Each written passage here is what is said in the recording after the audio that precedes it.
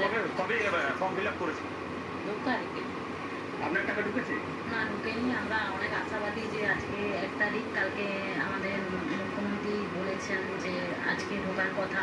তো আমরা চেষ্টা করছি, আমাদের যদি টাকাটা ঢুকে খুবই আমরা আনন্দিত হব। আমরা অনেকটা এই টাকাটা 3000 টাকা পেলে আমরা অনেকটাই মানে আমাদের হেল্প হবে। কতটা আশা করে বসে রয়েছে?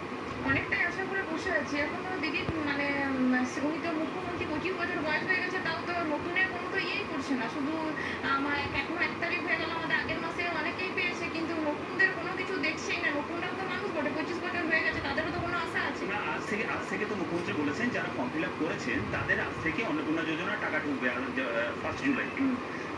যদি আশা তো করে আসি, দেখবো অ্যাকাউন্ট চেক করে যদি ঢুকে ভালোই হয়, খুবই ভালো হয় যদি টাকা। নজর থাকবে, নজর রাখবে।